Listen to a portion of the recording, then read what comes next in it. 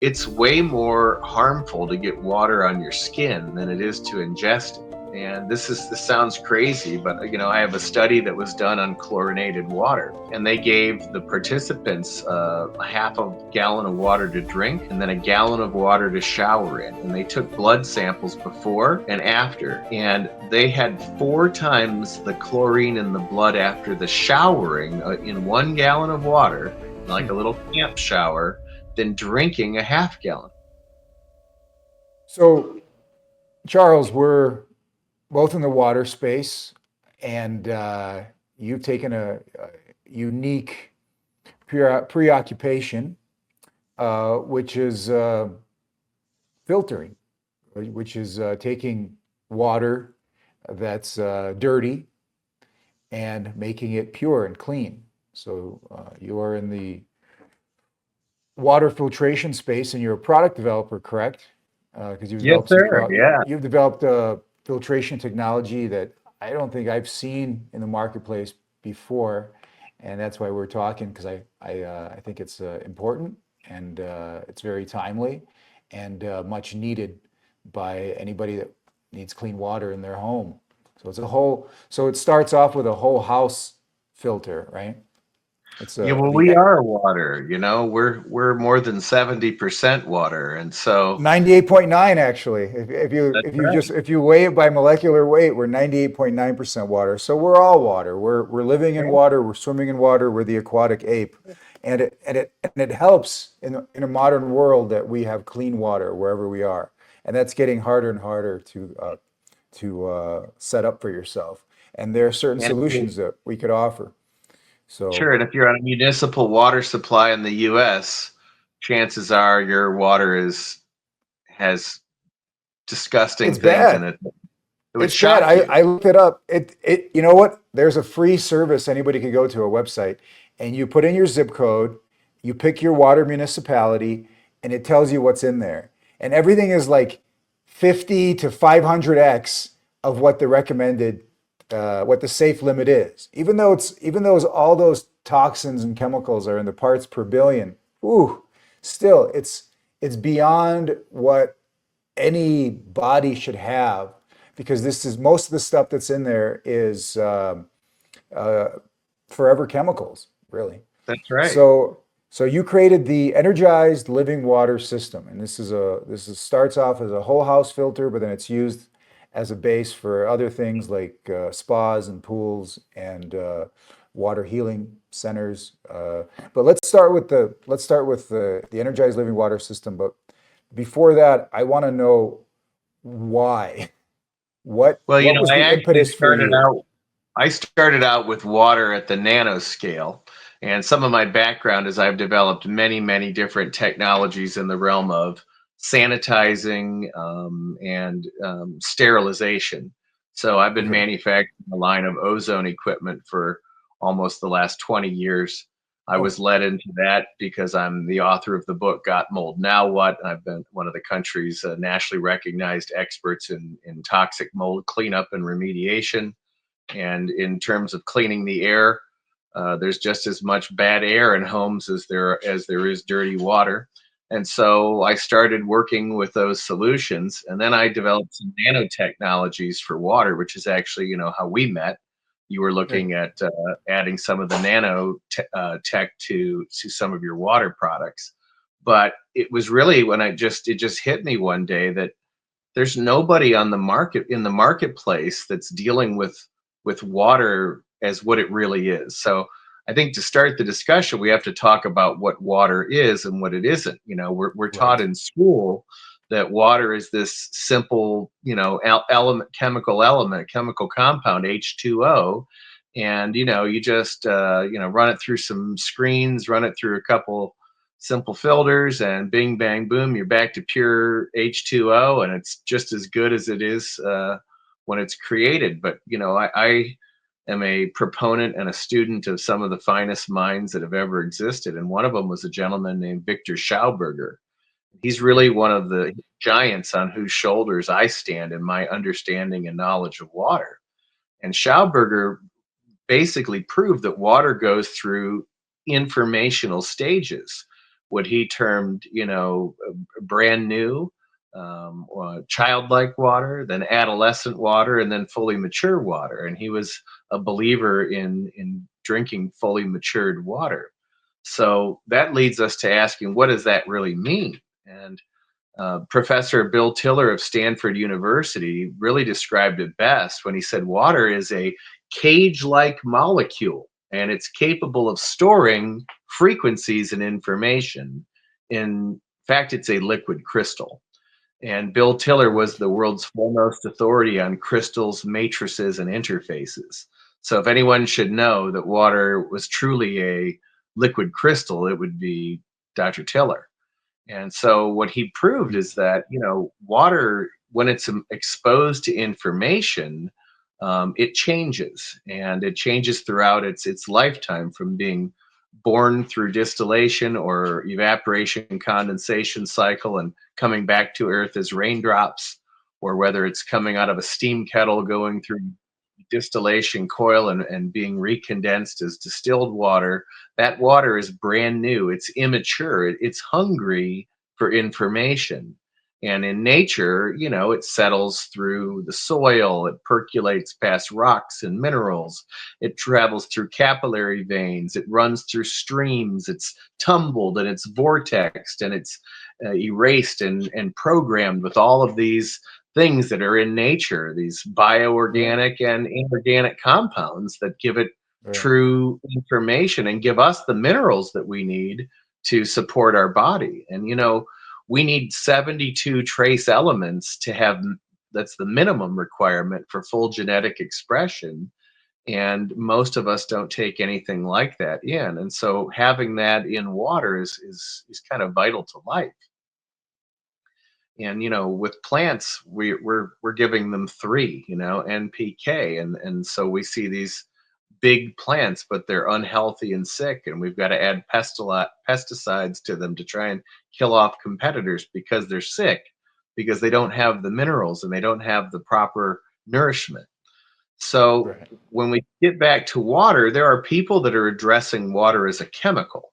And that's what most filters that you've ever encountered or seen in your life do. They try to run it through tiny little pores, um, it, you know, get rid of the contaminants through particle filtration, to strain it out like you'd strain out spaghetti in your kitchen sink. And then what's left is supposed to be pure, clean, fresh water. But very few people are dealing with the informational components of water. And there have been some really interesting studies that have been done. One of them was done in Germany over in the last 10 years, where they took contaminated water, they filtered it to not only ultra pure, but to pharmaceutical grade, where it's able to be injected. And this German scientist ran it through his sophisticated machinery, and he was able to correctly identify every single pathogen and every single contaminant that had been removed during the course of that ultrafiltration. And he was able to do that by reading the So information signature that was left behind in the water. yeah, the So, memory is still there, right? It hasn't, the yeah, hard drive hasn't been completely erased. Yeah. Yeah. sure. Many of us are familiar with Masaru Emoto and his experiments with exposing water to frequencies, exposing water to words, information, music, and prayer, and then taking photographs of the crystals that would form. And, negative information and often won't even result in crystallization. And then another German named Bernd Kropf tried to apply the scientific method to Emoto's system, where he started drying water droplets and eliminating all variables, and was able to replicate virtually the exact same thing with dried water droplets as opposed to ice crystals. And so Yeah, it's a I know Albert Schweitzer's grandson. I met him in the '90s. Was also doing this work. Yeah, it was a few people were showing were proving this out. I remember that. yeah, So, uh, and so, we have to really understand, it's not, water is not this, simple thing that we take it for granted every day, especially in the US. There's water fountains in every public building, there's readily available hot and cold water at every tap. there are flushing toilets everywhere, Yeah, but we're around the spoiled. world, We're spoiled. We're yeah, spoiled when it around comes the to world, water. We take it for granted, and it wasn't that long ago that you'd have to walk to the well. that's right. That's right. We're just a few generations removed from outhouses and hard work to get our clean water. That's right. That's right. But so now you've developed this system, and Yeah, it uses these concepts that you're talking about, right? Where you're looking at water more as a you're looking at it from two levels. The way I'm hearing it is water as a whole living system, and yeah, two from biosecurity, from water and air security, right? that's right. Because so Yeah, we don't have just the what? chemical contaminants in water. We've got the biological contaminants to deal with. And there are systems that have been developed that you can buy on Amazon that say use a UV light to try and kill pathogens. But what they don't tell you is that those dead pathogens, the shells and the bodies of them, they go right through and you drink it. And even if it's Yeah, 99.99, that's the pyrogenic factor that yeah, limits you from injecting it in the body. yeah, Yeah, it'd be great to get apyrogenic. 99.9% still loaded with germs. So you can read Yeah, a label yeah. on your filter and it'll say 99.9% pure. You think, oh, wow, that's almost 100. But It's it's a almost 100, but logarithmic not scale. but not quite. But not Yeah. quite. And Yeah, that's the it's um really important to understand that 99.9% pure still means very contaminated in many cases. so And for the so energized living water system, are you claiming 100% removal of all no, as a matter of contaminants? fact, I didn't develop the filters that are in my system. They were developed by a good friend of mine. I'm just like you, Victor. I have some very amazing science friends from around the world. And these filters were actually developed for in-house surgical theaters where the irrigation water that's being used in surgery has to be Oh ultra wow. pure to almost to injection grade Yeah, pharmaceuticals. right. Right. And so he developed a novel mechanism for removing the biologicals, and that's a nano ceramic charged media. And so these filters work differently than the garden variety porosity filters that are sold in the industry. Now, there is a pre filter that will take out what we would call big chunks, although they're still very small. And that prevents the big crud that's flowing through the tap from getting into the biodynamic filters. But then we're able to literally remove bacteria to 10 nines. So that's 99.999999999%. And That's really each small. time is a Yeah. logarithmic scale. So it's very close to 100%. And with viruses, we're able to go to 7 nines. And this is better than reverse osmosis. This is really unheard of. And it's physically removing the Wow. dead bacteria and the dead viruses in that pass. And then it has 9 more pleated layers, and each layer uses electrical charge in a different way to remove the chemical contaminants, to remove harmful elements, while retaining the good elements like calcium and magnesium and trace cobalt and trace copper. So we're pulling out the uranium and the cadmium and lithium and the more harmful elements. And we're also removing the forever chemicals like PEG and X and PFAS and these things that just don't go away. And they're becoming more and more predominant for a variety of reasons. And people think the EPA is this amazing organization that stops all that, and they just make people do it within acceptable limits. And in many cases, they don't even stop you; they just fine you if you keep polluting. And so, before they were an organization during World War II, a lot of the waterways became contaminated with really horrible toxins. And Well, then in the 80s, they also do a lot of the contamination themselves, the EPA. well, If you look at their record, you just look at it. They've you know, contaminated a lot of things themselves. in my mold Um, remediation career, when I thought that I was one of the best mold remediators on planet Earth when in my late 20s, I was using EPA approved and biodegradable products. And only to my chagrin to find out that they weren't killing the spores, they weren't killing the roots, they'd been shown to cause cancer in laboratory animals. And that's when I dug into what the EPA really does. And for most things, they're just regulating claims, not Right. products. Right. So All this is saying is that we have to take our food, our water, our air security into our own hands. It's absolutely. just simply what that means. So you've got these. So you have these. You talked about the stages of the water filter, but not all of them, because there's a That's right. final. Yeah. So, after we're going about and removing all of these harmful elements, removing the harmful organics, removing the harmful chemicals and toxins, the next thing we do is we run it through a softening phase, and we run it through a 10,000 plus Gauss magnetic field, and then we begin to vortex it past catalyst plates.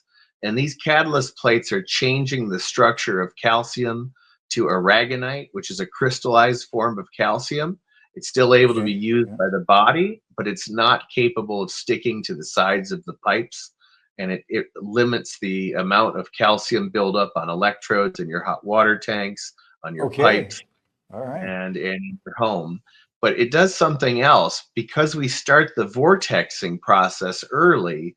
It's starting to begin to erase the information or the memory component of the water.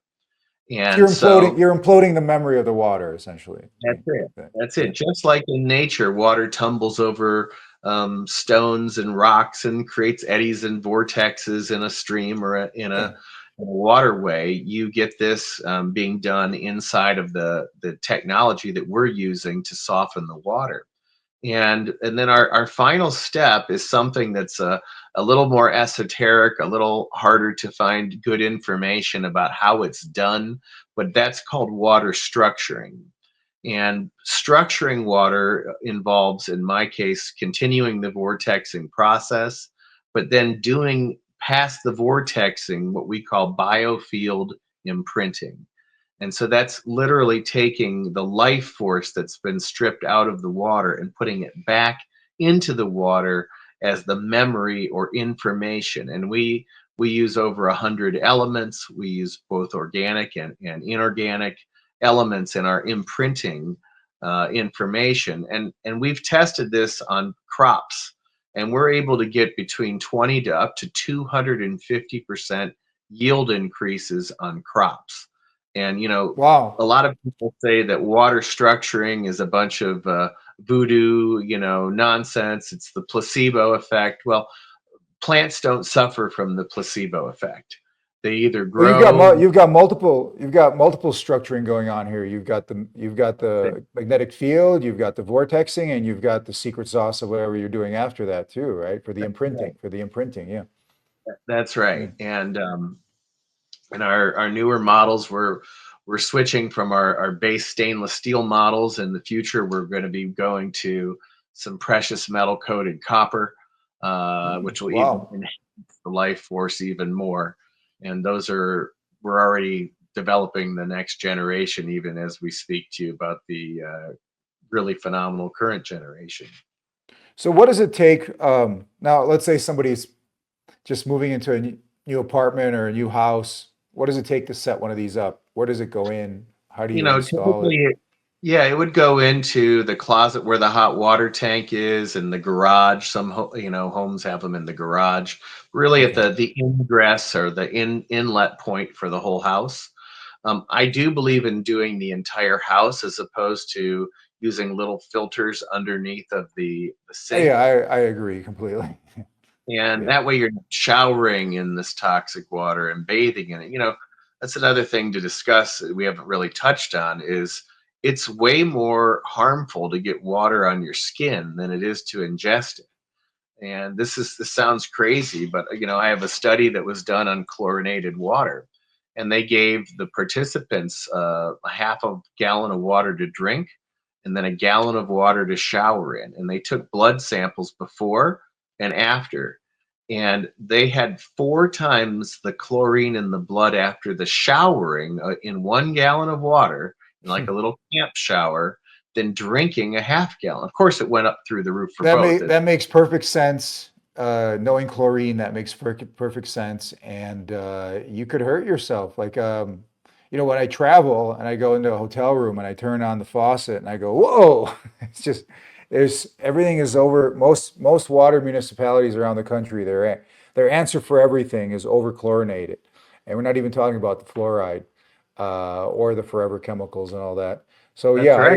I agree with you because there's no such thing as a shower filter that you put on your shower that will work just by nature of how long water needs to be in contact with any membrane or any type of filtration. Um, Most people, that's where the most damage is done is in the shower. That's right. So if you Showers and can, baths. if you can, and then baths, my goodness. And Uh, the other thing you can do, if any of your customers or clients are interested, you can order a orthotoladine pool test kit for under $20 on Amazon. When you test your tap water, you will find levels of chlorine 4 times the level that's safe to swim on average in tap water. I mean, And it's practically an antibiotic. that's It's right. And practically so a it's pharmaceutical. so Um, doggone it's toxic. shocking. It's shocking. It's shocking. So the answer is to take care of your own water security, and in this case, you have the answer. So can a person install these themselves? Do they need a plumber? If you have basic plumbing experience, it's not very difficult. Most of our clients do end up hiring a local handyman or a plumber to install them. Okay. Depending on if you've got, PEX or copper or, PVC, it can be easier to install if it's PVC. If it's PEX, you have to have the tool for it. And if it's copper, some people are a little scared of sweating copper. Um, so they would And if, hire a and if, and plumber. if they're on, if they're, now this is approved for all municipalities in the US. Yeah. And if you have a The well, you should get it tested and you should check what Yeah, the if you water have a is and then well, we like to have a water a test so that sample. Yeah. you can have that sent to Victor, and he'll send it over to us. We'll have the water engineer look at it, and we'll give you an exact recommendation. We may upsize the diameter of the filter a little, and we'll give you an exact filter change schedule based on your well and whatever contaminants it may have. But the crazy thing about this system is it's a much smaller footprint than most whole house systems. So our Yeah, because average system, it's true. Yeah. because we're It's about a quarter. we're It's not a using quarter of the product. size or less. Yeah. Yeah, and the other thing that we didn't really discuss much is the carbon filters or charcoal filters. So, the majority of water filters that are on the market today, they use either solid block carbon or they use granular carbon filters. One of the latest greatest trends is organic coconut husk, and it sounds so nice and earthy, and it's organic and it's made from coconut Right. husk. It's just But what they charcoal. don't Yeah. but what they don't talk about is tunneling. So if you don't have a solid block, water, just like it does in the soil, it creates rivulets, and eventually that tunneling will work its way through your filter, and then the water doesn't go Right. through the charcoal anymore. It goes It's, through the waterways that have been eroded. With solid block carbon, you don't get that issue, but you do have a massive surface area. That's how charcoal works. The issue is if they're not impregnating that charcoal with something like silver or copper, then you are going to have a massive, bacteria. massive bacteria farm. And so the filters themselves, we talk about our filters physically removing the bacteria and the viruses. What we haven't talked about is that most filters actually breed them. This is Even true. water softeners, the big 2 tank ion exchange resin water softeners or salt exchange water softeners, they use, It's a dirty little secret in the industry. And what more can you say? well, in the salt filters, Legionella can grow. It can grow in salt water. Just because it's salty doesn't mean that no bacteria can survive. And so it's really important The to. filters, any porous media, anything that's wet, the actual pressure tank itself, all these have vectors of contagion that That's it. are pretty serious, They are. really serious. And they're really glossed over in the industry. They don't talk about it to the clients when they're sitting at the kitchen table and pitching it. They don't explain these things. And, we're really given such a they do such a bad job teaching us basic science in school here in the US. It's no wonder we're testing at 40th out of 40 countries in the West. Jesus. But it's that lack of knowledge that allows them to sell these things to people as if they were, the latest and greatest, without really addressing, really important aspects of biosecurity. Well, Charles, we're creating a new paradigm here, That's right. especially in water security. We're creating a new paradigm when it comes to water security, but food and air security, which is a separate topic. Uh, Well, and the but new class of citizen journalists like yourself are really helping to bring to light really important topics that, maybe moneyed interest wouldn't be so keen on having shared in the well, past. I'm a product developer. Yeah, So that usually starts when developing a product. I could say it starts with me. It's something that I want in my life, that's and right. uh, and it doesn't exist. So you have to create it. So obviously you made this because it's something you wanted in your life, which is water And I security. have one right on my own house, so for sure. You already understood air security because that was your business. So it was very uh, matter of fact and easy for you to understand water security. That's That's fantastic. right. So what's the maintenance on these? How often do you have to change the filters? Is there any maintenance you need to On do? What average, is municipal water supply, you change the filters once a year. The basic system is designed to handle up to 5,000 square foot house with 6 bathrooms. okay? If you That's have a great. larger home than that, we can go from the 2.5 to 4 inch cartridges, and that'll do up to about a 11,000 square foot house with the double the bathrooms. So that gets 99.9% of all the houses in the U.S. I mean, there are of course exceptions for super wealthy people, but the average home is under that first 5,000 square foot number, Yeah, or most people don't have like a 3 or 4 inch pipe coming in for that's water. right. That's right. Yeah. I just But visited a some do. guy's house that has a 2 inch water line coming 2 inch in, water and line. Yeah, it's 11,000 square feet. And so Ele- um, he has a little 11,000. bit Yeah. more of a water need than most folks, but we're still able to do it with our system. That's the great news. And this is a base system that you use for other systems that you've developed, like the hydrotherapy systems. You talk Yeah, about yeah. that? Well, I developed a way to super saturate water at the nano scale. And whenever I say I developed, humbly I defer. All my good ideas come from the creator, and I'm Of just course. the humble steward that's given the task of embodying them.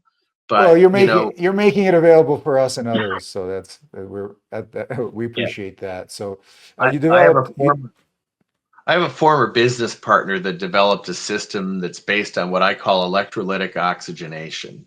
And okay? it's marketed under the brand name Cocoon around the world today. But with that system, what they were doing is they were taking some very special combination of platinum group metals, coating some plates with them, and then using current to split the water or Yeah, electrolytically oxygenate it. basic And electrolysis. so Yeah. yeah, with electrolysis. And so, anytime you're dealing with electrolysis, you've got to get rid of the iron because you'll turn the water blood red when you create iron oxide if you're using electrolysis. And Right. so that was the basis of my starting with to develop what I would call my water nanotechnologies. And so this water was being used in health clinics and being sold to clinics around the world. And there's some really interesting NIH studies. There's over 5 NIH studies on that particular product. And really seen some amazing results with people both bathing in and drinking that water. And so, but one of the things I realize is that the majority of what I would call the redox signaling molecules or the gasotransmitters that were being produced by the water were escaping right into the atmosphere. So if you're in a bathtub that has this type of water technology in it, you can take a lighter from like your outdoor grill, and the hydrogen that's being generated will You could light just it. You could light, yeah, it'll yeah. just begin to ignite. It'll go pop pop pop pop pop pop as it escapes the water. And so I realized that one of the real needs I had was to take and to reintroduce and confine those gases into the fluid, because many people, not only don't understand the simple nature of water, but they don't realize our bodies uh, use nanotechnologies every day. And in Of fact, course. our bodies operate with something called nanobubbles.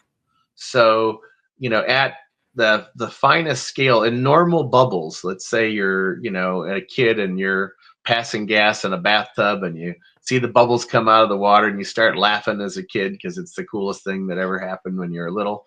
What happens in normal bubble formation is called coalescence. So little bubbles are attracted to other little bubbles and And they they make get bigger bigger bubble. and Yeah. bigger. And Yeah. then they rise to the surface and they'll break. Well, there's a threshold under which that coalescence stops happening. And that Hmm. threshold is 100 nanometers. So when a bubble is smaller than 100 nanometers, it develops a negative electrical charge. It's called a zeta potential shift. And what happens is they become like same pole magnets. Now, instead of coming together, they're forced apart. They repel each other. And so it's very interesting because these bubbles will last in solution for months at a time. And they can't rise to the surface and break. The van der Waal forces increase on the inside and the outside of the bubble, and they become very stable. So I was looking at a way to take these bubbles that were being produced through the electrolysis and stabilize them. Well, then I encountered the research that was done at Cambridge University, where they discovered what they call the third lung of the body.